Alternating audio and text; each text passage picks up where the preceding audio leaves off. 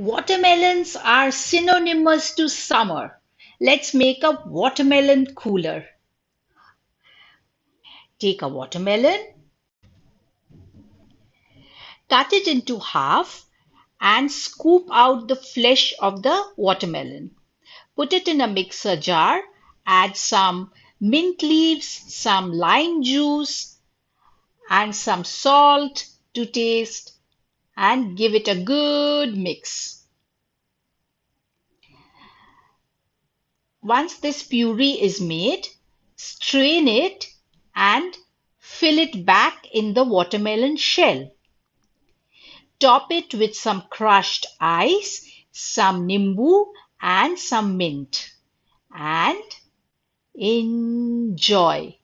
This is the perfect summertime drinks, guys. It's so cooling.